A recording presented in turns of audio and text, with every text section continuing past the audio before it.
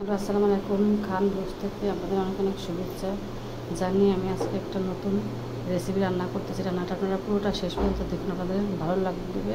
এগুলো নিয়ে নিচ্ছি আমি পেঁয়াজ, রসুন, আদা বাটা, ছোটো ছোটো করে আলু কেটে নিয়েছি 3 পিস, ডিম, হলুদ, মরিচ। প্রথমে এটা কড়াই বসিয়ে নিলাম। এবার দিয়ে দিব রান্না করার তেল, দিয়ে দিলাম রান্না করার তেল, দিয়ে দেবো হালকা লবণ।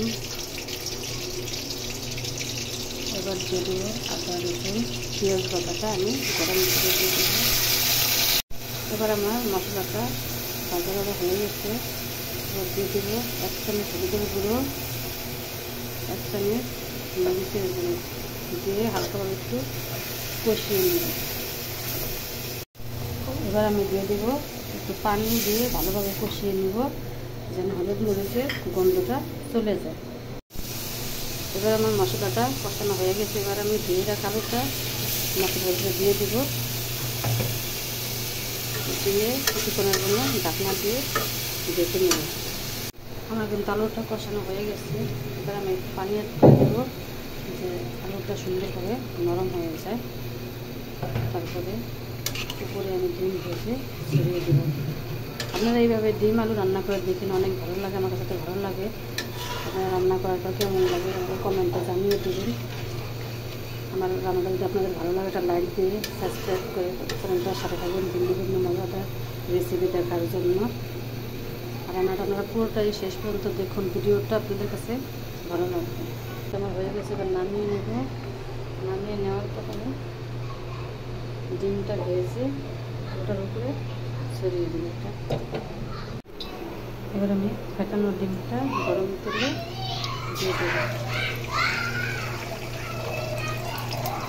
এইভাবে শুধু লবণ দিয়ে ফেটে ভাজি করে আমি 3-4টা ভাগ করে নেব। এইভাবে করে নেব, আমি বেশি ভাজবো না, হালকা হালকা করে নেব। হালকা ভেজে এবার ডিমটা আমি তুলে নিচ্ছি। আর ভাজা শেষ, ডিমটা আমি তুলে নিচ্ছি। ডিমটাকে আমি এরকম সাইজ করে নিয়েছি। একটা ডিমকে 4 পিস করেছি, যেটা 3-4 12 পিস হয়ে গেছে।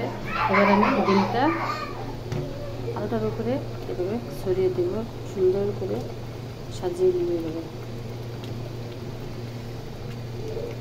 এটার ভিতরে একটু ডিমটা বেশি দিলে বেশি ভালো লাগে। এবার আমি একটু জিরার গুঁড়ো দিয়ে রান্নাটা নেমে নেব। রান্নাটা আমার হয়ে গেছে। জিরার গুঁড়ো দিলে ফ্লেভারটা ভালো আসে। আর আমার এই আলুর ডিমটা কিন্তু বাচ্চারা খুবই পছন্দ করে, এই জন্য আমি রান্না করলাম। আপনারা এইভাবে রান্না করে দেখবেন, খুবই ভালো লাগবে, বাচ্চারা অনেক পছন্দ করে। রান্নাটা লাগে না, বেশি ময় মশলাও লাগে না। এই ঝটপট রান্নাটা আমি করলাম, এটা আপনাদের মাঝে শেয়ার করলাম, যদি এইভাবে ঝটপট রান্না করে খাবেন। আমার ডিম আলু রান্নাটা কিন্তু আমি নিয়ে আসছি টেবিলে। আমার রান্নাটা এখানে শেষ। আমার রান্নাটা যদি আপনাদের ভালো লাগে একটা লাইক দিয়ে চ্যানেলটা ফলো করে রাখবেন, যাতে ভিন্ন ভিন্ন স্বাদের মজাদার রেসিপি দেখতে পারেন। সবাই ভালো থাকবেন, সুস্থ থাকবেন। আল্লাহ হাফেজ।